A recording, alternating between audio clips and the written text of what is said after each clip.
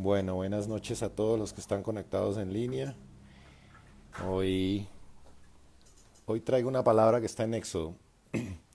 Eh, Me llamaba mucho la atención porque he estado leyendo un libro que hacía referencia un poquito a la presencia de Dios y cuestionaba un poco los motivos por los que nos acercamos a Dios.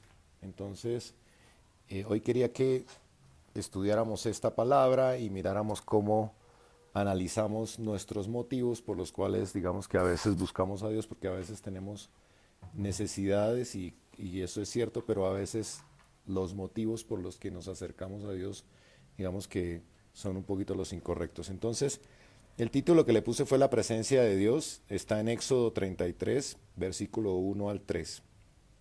Dice, se llama La presencia de Dios prometida. El Señor le dijo a Moisés, anda, vete ya de aquí con el pueblo que sacaste de Egipto y llévalos a la tierra que prometí darles a Abraham, Isaac y Jacob. Cuando dije, se la daré a tu descendencia. Yo enviaré un ángel para que vaya delante de ti y expulsaré a los cananeos y a los amorreos, a los hiitas y a los fereceos, y a los givitas y a los jebuseos.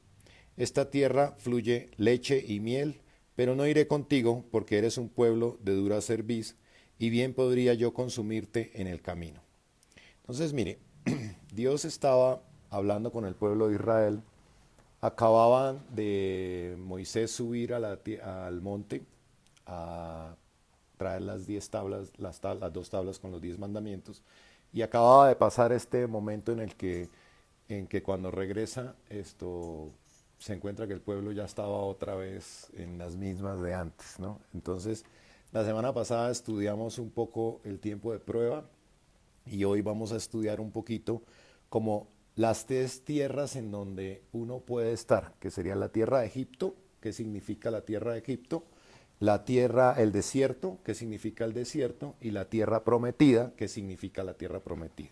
Entonces vemos aquí un Dios que estaba diciéndole a Moisés que fuera a la tierra prometida, que él cumpliría la promesa que le hizo a sus antepasados y cumpliría básicamente el propósito de cuando lo sacó de Egipto. A todos nosotros, los que hemos recibido a Cristo en nuestro corazón, Dios nos ha sacado de Egipto, de la esclavitud. Entonces vamos a estudiar un poquitico qué significa Egipto.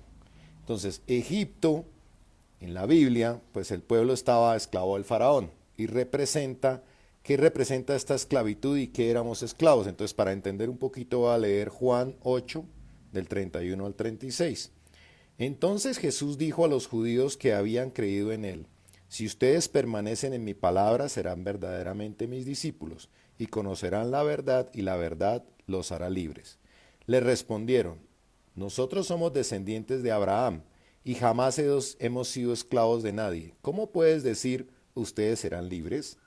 Jesús les respondió, de cierto les digo, que todo aquel que comete pecado, esclavo es del pecado. Y el esclavo no se queda en la casa para siempre, el Hijo se queda para siempre. Así que el Hijo los liberta, si el Hijo los liberta serán verdaderamente libres. Entonces, mire, cuando nosotros no hemos rendido la vida a nuestro Señor Jesucristo como Salvador y como Señor,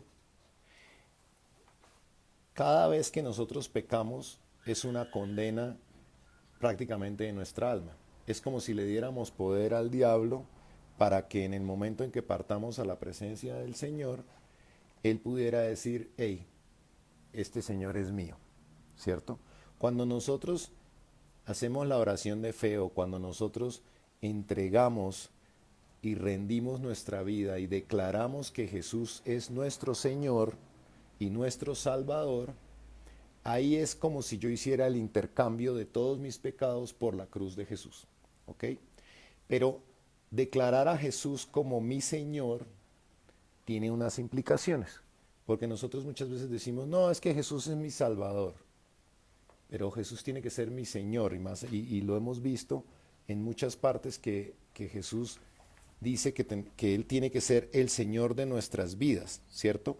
Si no hay esa rendición, entonces definitivamente no se ha producido este intercambio, ¿verdad? Porque el Hijo es quien tiene que darme libertad.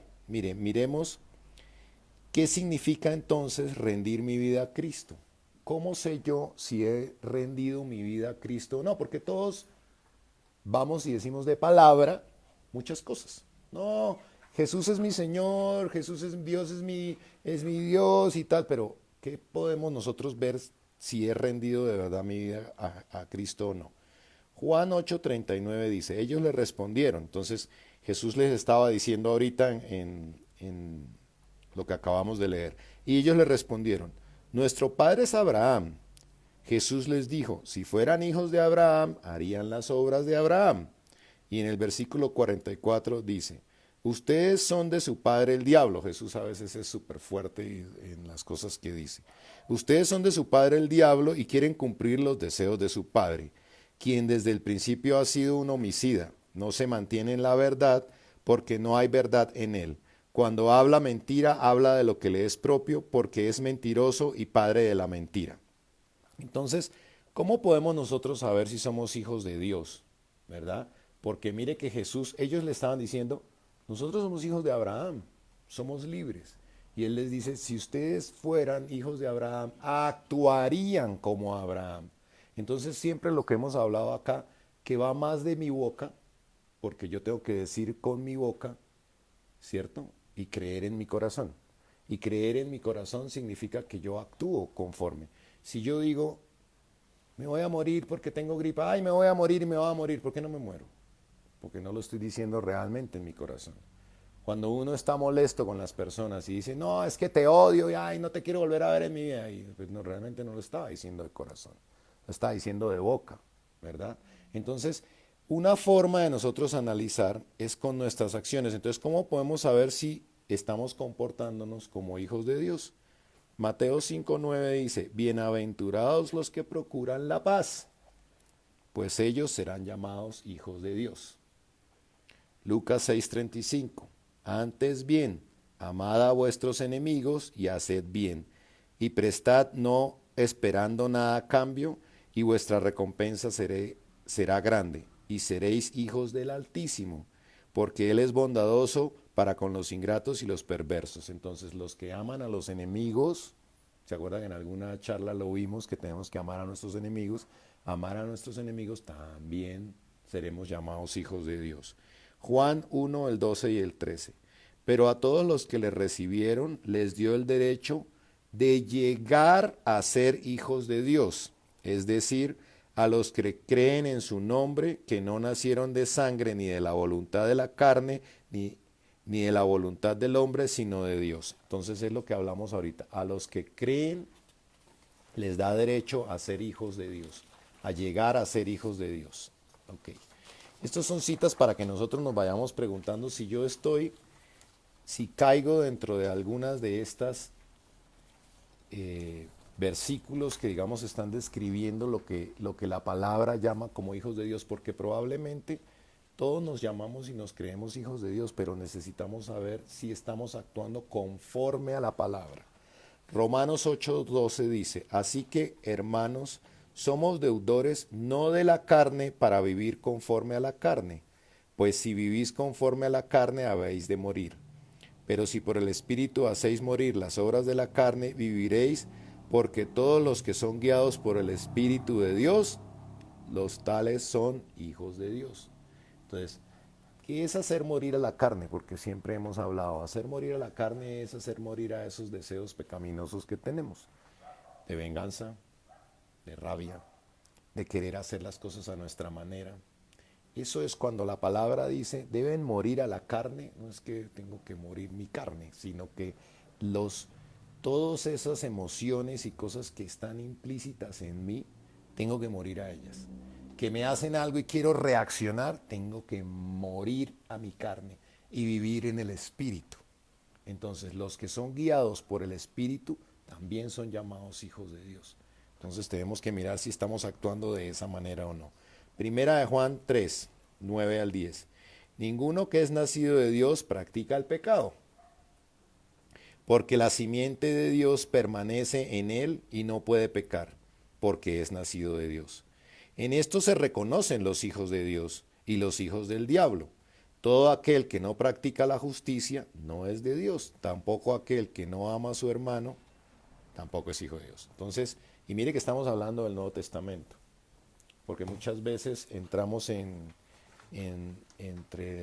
lo comentábamos la otra vez, ¿no? Entre la ley y la gracia, pero aún en el Nuevo Testamento, que estamos bajo la gracia, se nos incita a ser santos, a tratar de buscar la santidad.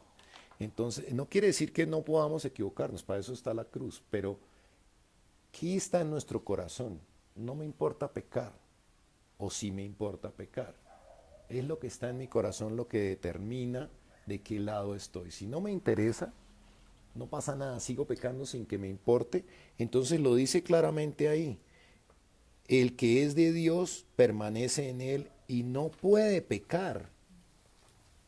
O sea, a mí me encanta cuando Jesús es tan claro en sus cosas. No hay grises aquí, ¿no?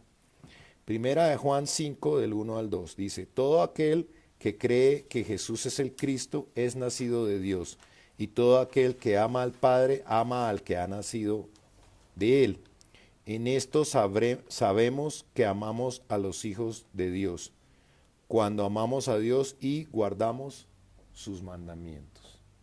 Entonces, Apocalipsis 21:7 para terminar, el vencedor heredará todas estas cosas y yo seré su Dios y él será mi hijo. Mire, no todas las personas heredarán estas promesas, dice que solo los vencedores, y a través de la palabra uno ve que la clave está en la obediencia.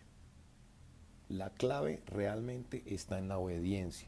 Dice que la obediencia es la mejor ofrenda que podemos dar a Dios. La obediencia es la mejor forma de demostrarle que que lo amamos. ¿Obediencia a qué? A sus mandamientos y a lo que Jesús tiene escrito en su palabra que nos manda hacer. Entonces, ahora que ya miramos un poco que somos esclavos del pecado, o hemos sido esclavos del pecado, o éramos esclavos del pecado, yo pregunto, ¿cuál era mi Egipto? ¿De qué era esclavo yo? ¿Era esclavo del temor? ¿Era esclavo del miedo? ¿Era esclavo de la ira?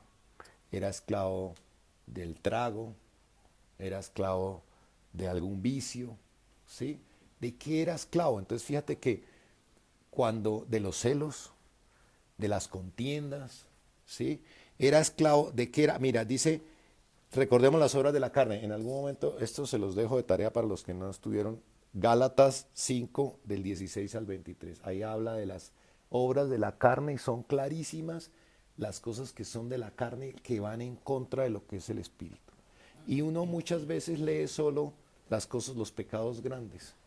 Y uno a veces solo lee que el adulterio, que no sé qué, pero ahí habla de borracheras, habla de ira, de celos, de contiendas, de disensiones, habla de un montón de cosas que pueden estar presentes en la vida diaria de uno. Entonces, los invito a que reflexionemos cuál era mi Egipto y de qué estaba yo esclavo o de qué soy aún esclavo y contra qué lucho, ¿cierto? Porque seguramente yo pienso que nuestra vida es como diferentes áreas y lo hablé en alguna prédica de acuerdo a lo que un primo que hizo un comentario y también lo habló. Es como si tuviéramos diferentes cuartos en nuestra vida. El cuarto de las finanzas, el cuarto del amor, el cuarto de esto, el cuarto. Entonces, tenemos diferentes áreas. Probablemente en algunas áreas ya salí de Egipto, pero probablemente en otras áreas todavía estoy en Egipto, ¿cierto?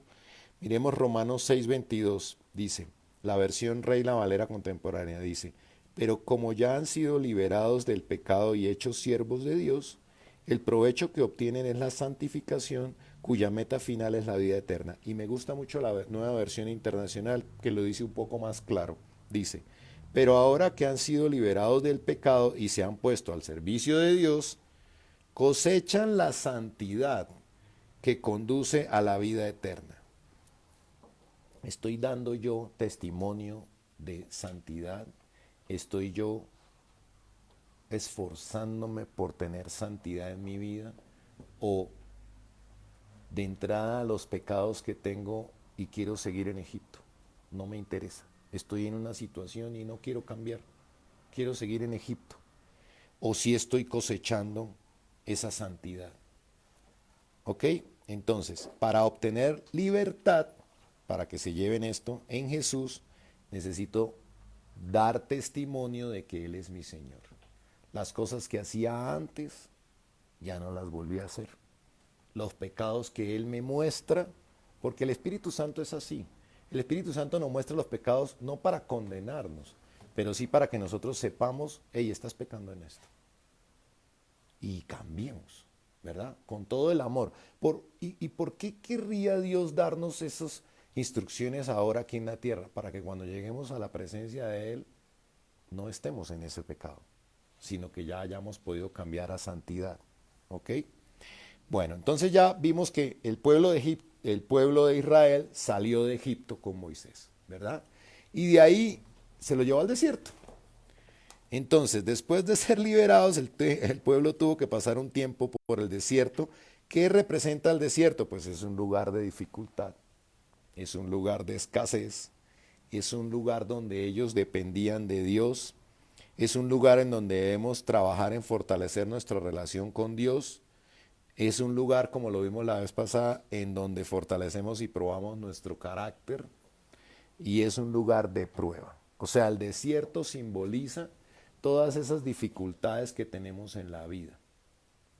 El pueblo, si ustedes miran el tiempo en que Israel pasaba por el desierto, vivían del maná, pero el maná no servía para guardarlo. El maná caía en el día y comían y servía para el día. El que guardaba al otro día el maná se le apichaba.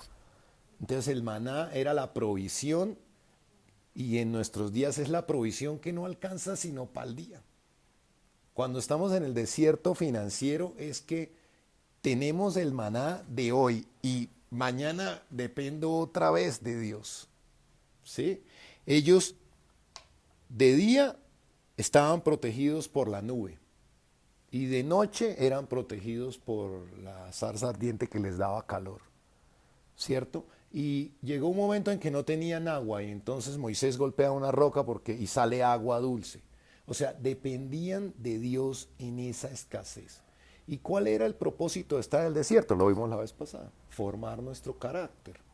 El propósito de los desiertos, mire, primero fortalece nuestra relación con Dios, porque cuando estamos mal, ahí sí, ay Dios, ayúdame, Dios, sácame de este problema, ¿cierto? Si no hubieran desiertos, mucha gente olvidaría de Dios porque todo le marcha bien. De hecho, si ustedes ven las personas que hoy en día están re bien, casi que ni buscan de Dios, porque están re bien, solo hasta que les llega una enfermedad o tienen un problema o les llega una quiebra o un problema amoroso o tienen un problema realmente grave, es que se tuerce el orgullo de la persona para realmente buscar a Dios, ¿verdad?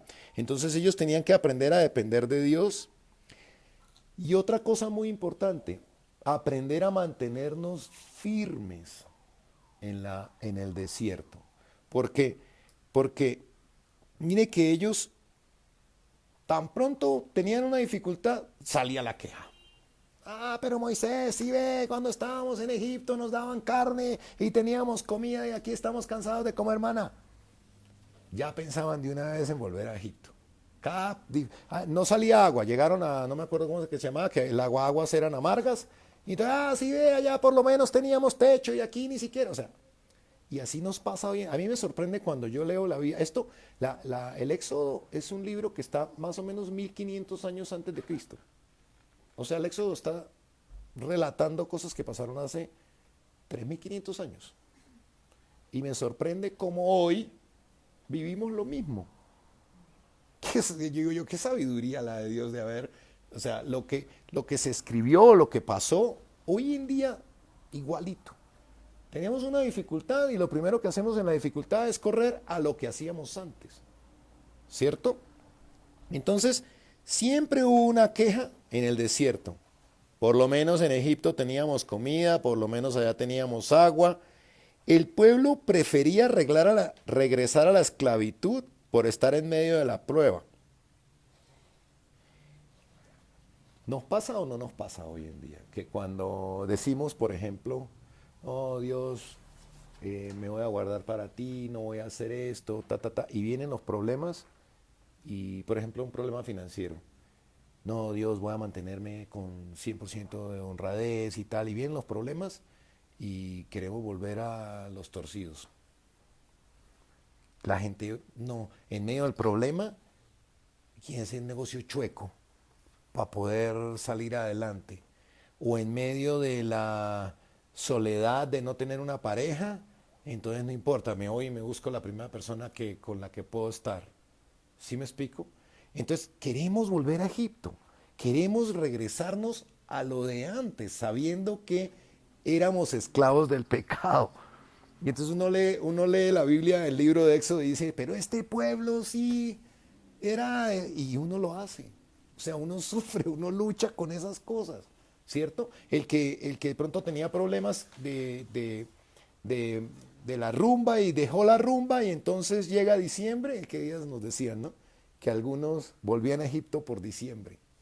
Entonces volvían a lo mismo de antes, la rumba, el trasnocho, las 5 de la mañana, la borrachera, porque llegó diciembre, entonces yo soy seguidor de Cristo de enero a noviembre, pero en diciembre, que es la rumba y la parranda, no quiero, o sea, vuelvo a Egipto, ¿verdad?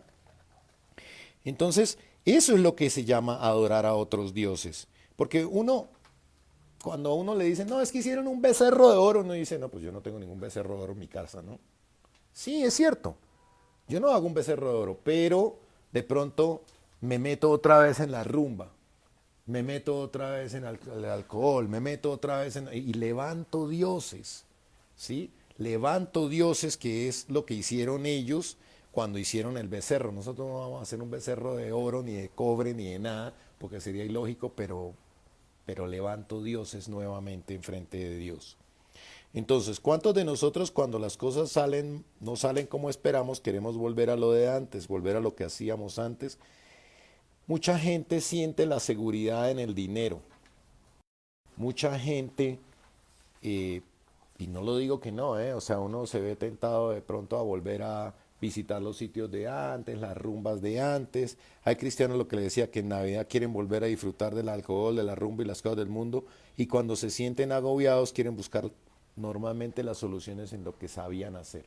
A ver, siempre hemos dicho que las cosas de Dios parece que no tienen sentido, porque a uno le enseñan, usted quiere tener prosperidad, diezme y comparta. Usted lo atacan, devuelva amor. Usted le piden prestado, preste así no le paguen. Usted lo tratan mal, no pague mal con mal. O sea, todo es como al revés, ¿cierto? Pero las cosas de Dios siempre tienen un propósito. El desierto está ahí para formar nuestro carácter y para hacernos estables. ¿Se acuerdan el ejemplo que hablamos la vez pasada del domo? Sin las dificultades, sin las pruebas, nuestras raíces son superficiales. Nuestro carácter es fácilmente quebrable. ¿Ok? El desierto, ¿para qué estaba el desierto? Para prepararlos a la tierra prometida. Porque ellos tenían que cambiar su mentalidad de esclavos para poder ir en conquista a la tierra prometida. ¿Cuántos hemos visto que, y esto a mí me sorprende, he conocido parejas que no tienen bendición financiera, que uno los conoce en escasez y de un momento a otro les va bien en el negocio, súper bien, y se tuercen. El esposo consigue moza porque le fue bien, la esposa no sé qué, no dejan de ir a la iglesia, los hijos entonces se descarrilan, sí, porque les fue bien. ¿Por qué? Porque no tenían sus bases fundamentadas en Dios, ¿cierto? Y muchas veces Dios no nos bendice en algún área y nos mantiene en el desierto porque necesita que echemos raíces fuertes. Si yo no soy bendecido financieramente, de pronto es porque en el momento, si me da demasiado dinero, Dios sabe, me peor, dejo de ir, me alejo de Dios y Dios no quiere eso.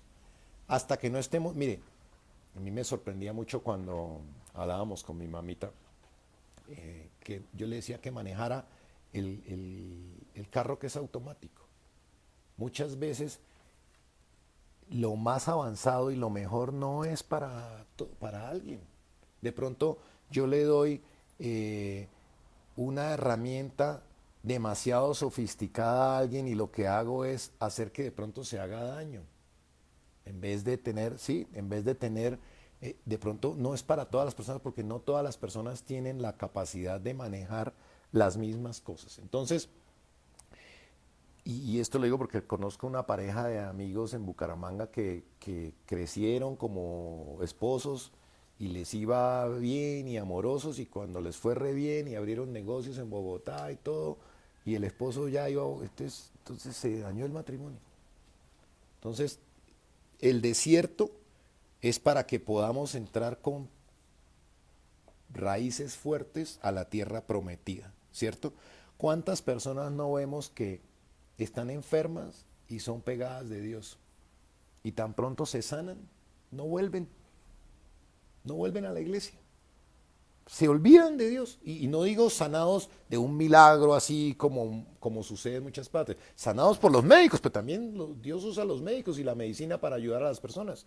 Y no vuelven. Como los 10 leprosos que sanó Dios y todos se fueron y solo volvió un leproso. Mucha gente que está en cáncer y Dios, Dios, Dios, Dios, y se sana del cáncer y se olvidan de Dios. Ahí sí Dios, un ratico a la semana, pero cuando estaban en la enfermedad, era todos los días orando, todos los días pidiendo. Entonces, Dios nos pone en esos desiertos, y lo vimos la vez pasada, para que nosotros aprendamos. Y si no aprendemos, lo vimos la vez pasada, vamos a repetir el curso. Y vamos a estar ahí, porque Dios siempre nos va a llevar y va a perfeccionar la obra en nosotros, ¿cierto? Deuteronomio 8, del 10 al 14 dice: Cuando hayas comido y te hayas saciado, bendecirás al Señor tu Dios por la buena tierra que Él te ha dado. Cuídate de no olvidar al Señor tu Dios dejando de guardar sus mandamientos, sus ordenanzas y sus estatutos que yo te ordeno hoy. No sea que cuando hayas comido y te hayas saciado y hayas construido buenas casas y habitado en ellas, y cuando tus vacas y tus ovejas se multipliquen y tu plata y tu oro se multipliquen, y todo lo que tengas se multiplique, entonces tu corazón se enorgullezca y te olvides del Señor tu Dios que te sacó de la tierra de Egipto, de la casa de servidumbre. Mire, esto es típico de nuestra naturaleza. Cuando estamos en el problema, súper. Cuando estamos bien, nos olvidamos de Dios. Es más fácil olvidarse de Dios cuando todo está bien que cuando estamos en problemas. Porque cuando estamos en problemas todos queremos buscar de Dios, ¿cierto?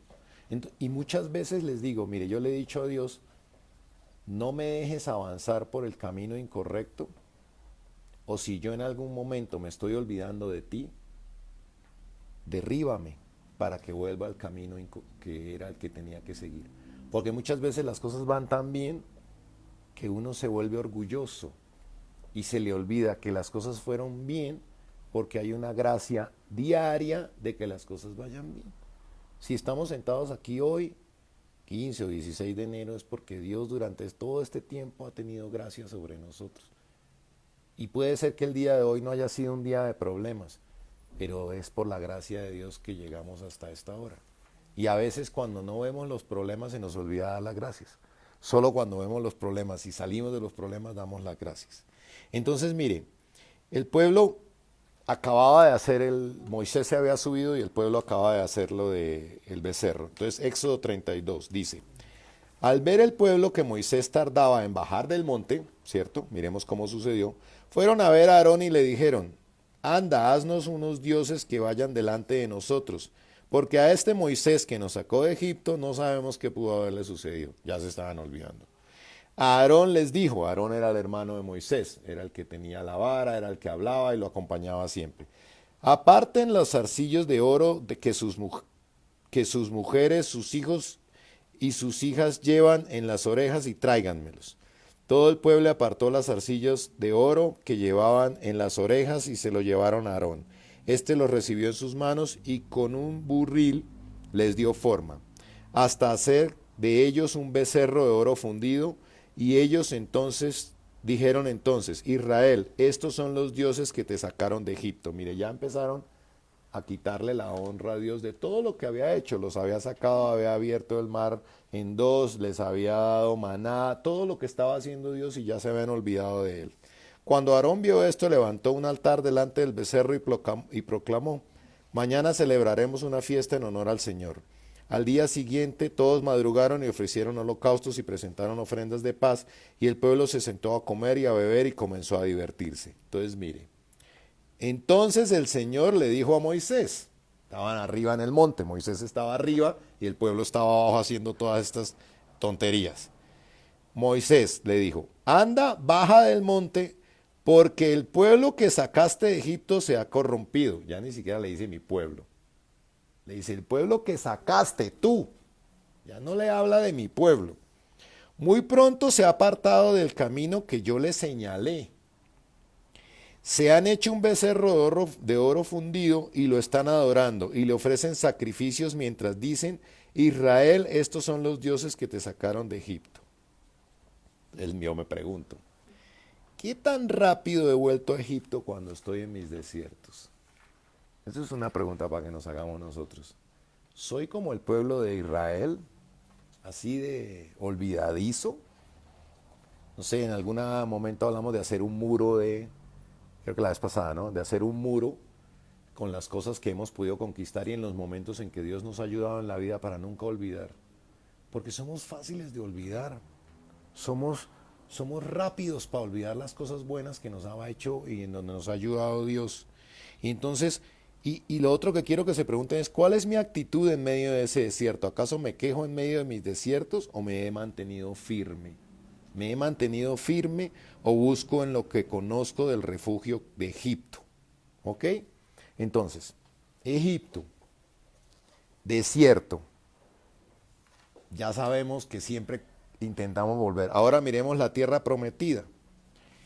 Todos tenemos áreas que necesitamos que se conviertan en esa tierra prometida, ¿verdad? Algunos tenemos desiertos en las finanzas, queremos conquistar la tierra prometida en la abundancia económica.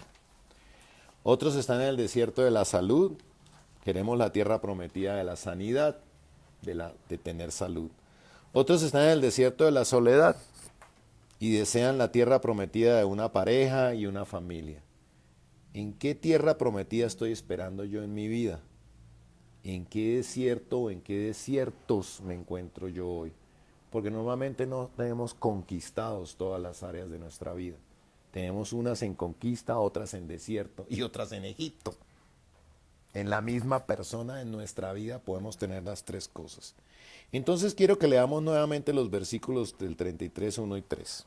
Voy a leerlos rápidamente. Dice: el Señor le dijo a Moisés: anda, vete ya de aquí con el pueblo que sacaste de Egipto y llévalos a la tierra que prometí darles a Abraham, Isaac y Jacob cuando dije: se la daré a tu descendencia. Yo enviaré un ángel para que vaya delante de ti y expulsaré a los cananeos y a los amorreos y a los hivitas y a los fereceos y a los givitas y los jebuseos. Esa tierra fluye leche y miel, que cuando dice fluye leche y miel es que está todo genial, pero yo no iré contigo. Le dice: yo no iré contigo, porque eres un pueblo de dura cerviz y bien podría yo consumirte en el camino. Entonces,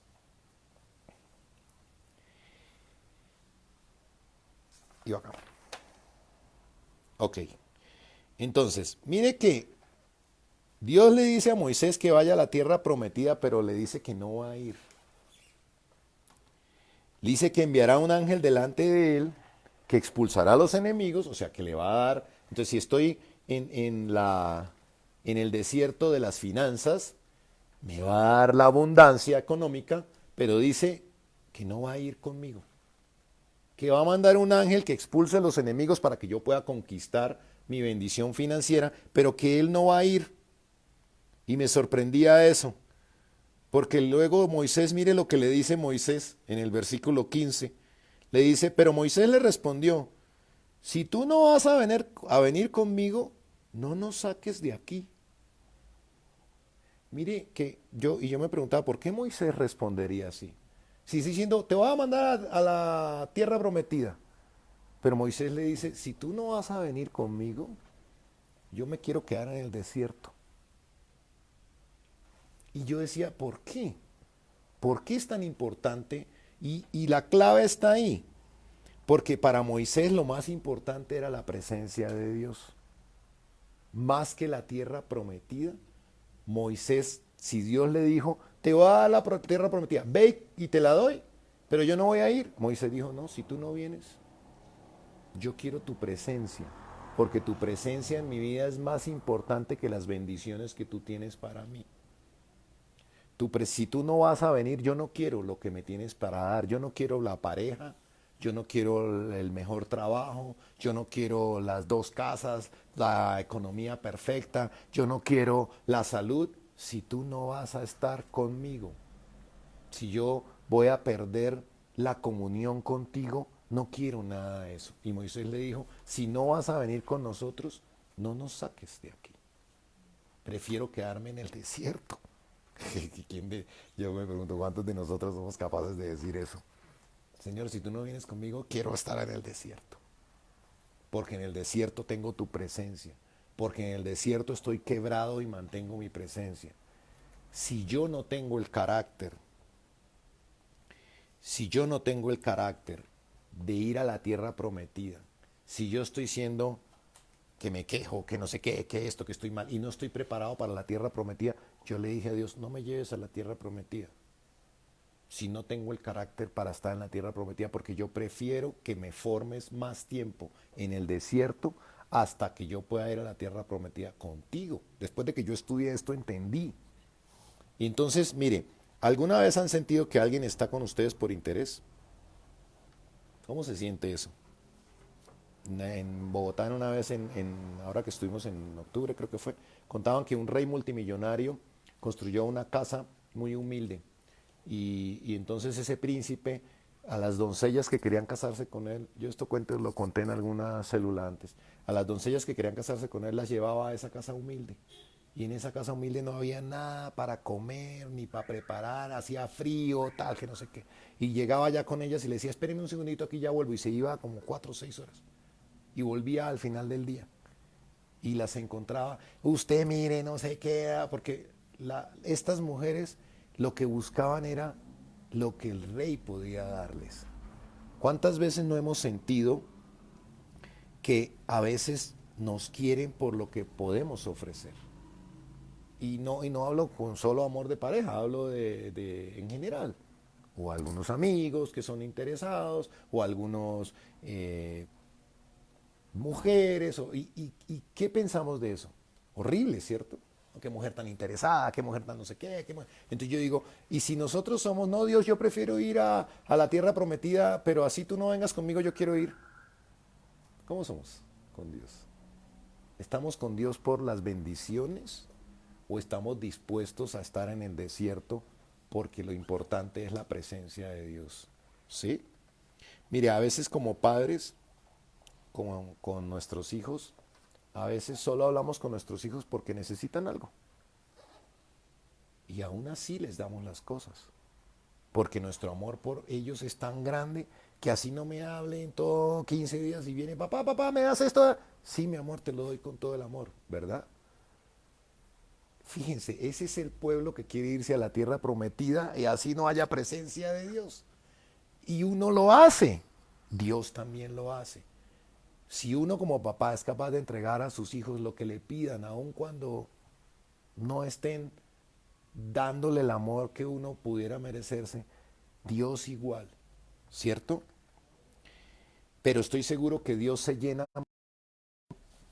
si nosotros vamos de la mano con Él. Y yo estoy seguro que a mí me llena más el corazón de alegría que mis hijas o alguien que amo venga a pedirme algo, pero tenga comunicación continua conmigo. Si no tengo comunicación, igual se lo doy porque los amo. Pero me haría más feliz si todos los días tengo comunicación, ¿verdad? De la misma manera Dios nos quiere dar todas esas bendiciones, pero Él anhela más que nosotros, lo más importante sea la presencia que podemos tener con Él. Entonces podemos obtener las bendiciones de Dios aun cuando somos necios con Él, aun cuando no nos comprometemos como deberíamos. Pero estoy seguro que el corazón de Dios se entristece cuando ve esto. Él es fiel para cumplir su palabra y sus promesas. Mire que Dios les dice, yo voy a cumplir la promesa que le hice a Abraham, a Jacob. Yo la voy a cumplir. Ustedes son de dura servicio, ustedes tienen la cabeza dura y quieren volver siempre a Egipto. Pero yo la voy a cumplir. Ah, eso sí, pero no voy a ir con ustedes. ¿Y por qué no quiere ir con ellos? Y lo dice ahí al final. Porque si ustedes siguen así, de pronto los consumo. ¡Pah! Los amo tanto que prefiero no ir con usted, porque si ustedes siguen así, entonces, yo por ejemplo, en esta semana que estudiaba esto, dije, prefiero quedarme en el desierto y prefiero que me formes completamente. Porque prefiero que mi bendición se demore hasta que mi corazón entienda que lo más importante eres tú y no la bendición. Y si me tengo que quedar en el desierto 3 meses, pues me quedo en el desierto 3 meses. Pero prefiero eso sabiendo que estás conmigo. ¿Ok? Entonces esta semana los invito a que se analicen por qué estoy buscando a Dios, porque yo sé que cada uno de los que estamos aquí hemos buscado a Dios y le hemos pedido cosas. Y quiero que se analicen si lo han buscado por esa tierra prometida. Y si es así, es el momento de decirle a Dios que Dios es más importante que nuestros sueños y que preferiría quedarme en el desierto si Dios no viene conmigo a la tierra prometida. Entonces, como les decía, yo prefiero ser cambiado y transformado en el desierto que ir a la tierra prometida y de pronto terminar alejándome de Dios.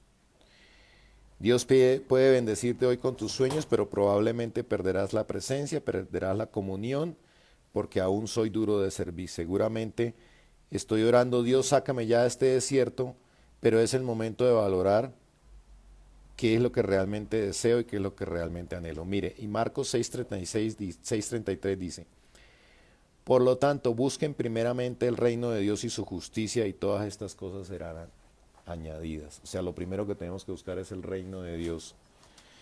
Moisés se ganó el favor de Dios porque para él Dios era la bendición. Lo más importante era estar en su presencia. Y entonces miremos otro versículo más adelante. Dice, al entrar Moisés en el tabernáculo, la columna de nube descendía. O sea, la presencia de Dios descendía. Y se quedaba en la entrada del tabernáculo. Y entonces el Señor hablaba con Moisés. Y el Señor hablaba con Moisés cara a cara como habla cualquiera con su compañero. O sea, Moisés tenía una comunión realmente con Dios. Moisés fue el gran ejemplo de entender que sin la presencia de Dios nada tiene sentido. Mire, Salomón escribió en los Salmos, Salmo 127 dice, si el Señor no edifica la casa, de nada sirve que los edificadores se esfuercen. Si el Señor no protege la ciudad, de nada sirve que los guardias la vigilen. De nada sirve que ustedes madruguen y que se acuesten muy tarde, si el pan que comen es pan de sufrimiento y el Señor da el sueño a los que Él ama.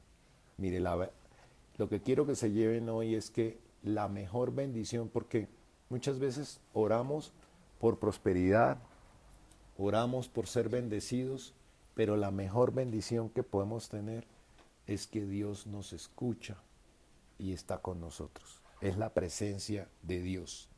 Entonces, hoy los invito a que en la noche antes de acostarse le digan que Él es más importante que cualquier tierra prometida. Que no importa la dificultad por la que están pasando hoy, que ustedes prefieren estar ahí que perderlo a Él. Y mire, más adelante entonces en el versículo 16 y 17 le dice, ¿Cómo vamos a saber tu pueblo que yo en verdad me he ganado tu favor? Lo sabremos solo si vienes con nosotros, solo si tu pueblo y yo somos apartados de todos los pueblos que hay entre la faz de la tierra. Y el Señor le dijo a Moisés, tan cierto es que te has ganado mi favor y que te conozco por nombre, que voy a hacer lo que me has pedido. Yo realmente quiero eso para mi vida. A partir de este estudio que hice, quiero caminar de la mano de Dios en el desierto o en la tierra prometida. Pero siempre caminar de la mano de Dios, ¿cierto? Y mire algo muy bonito que hay, que por esa actitud de Moisés, Dios perdonó la rebeldía y maldad del pueblo y le pidió a Dios que subiera nuevamente al monte con las tablas y renovó su pacto con ellos. Por nuestra actitud de querer por encima de todo a Dios, estoy seguro que Dios va a renovar el pacto con toda nuestra familia. ¿sí? No solo con nosotros, porque mire que el pueblo seguía siendo duro de servicio, el pueblo seguía siendo queriendo volver a Egipto, pero aún así Dios le dijo, ok, conozco tu nombre, Moisés, te conozco a ti y por eso voy a ir contigo. Entonces eso, la manera en que nosotros podemos con nuestra actitud correcta salvar a nuestra familia y que ellos también entren dentro del pacto.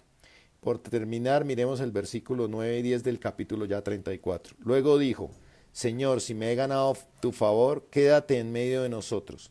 Este es un pueblo de dura cerviz, así que perdona nuestra maldad y nuestro pecado y recíbenos como tu pueblo. El Señor contestó, mira, yo hago un pacto delante de todo tu pueblo. Voy a realizar maravillas nunca antes vistas en toda la tierra ni en nación alguna. Todo el pueblo en medio del cual tú estás verá las obras tan sorprendentes que yo, el Señor, haré contigo. Entonces, miren, la actitud de Moisés salvó al pueblo rebelde. La actitud nuestra puede atraer a nuestra familia, porque hay muchas personas en nuestra familia que están alejados de Dios. Hoy estamos aquí los que estamos aquí, pero hay muchos primos, tíos, familiares que están muy alejados de Dios. Y Dios, por nuestra actitud de ponerlo a Él por encima de todo y que su presencia esté por encima de todo, puede renovar su pacto con toda nuestra familia. Entonces el mensaje que les quería dar hoy es este, que tenemos Egipto, tenemos el desierto y tenemos la tierra prometida. Pero que en medio de y eso lo vivimos todos los días, pero que en medio de eso lo más importante sea la presencia de Dios en nuestra vida. Buscarlo de corazón, querer cambiar para agradarlo a Él. ¿Ok? Entonces voy a cerrar la transmisión aquí, nos quedamos nosotros para orar.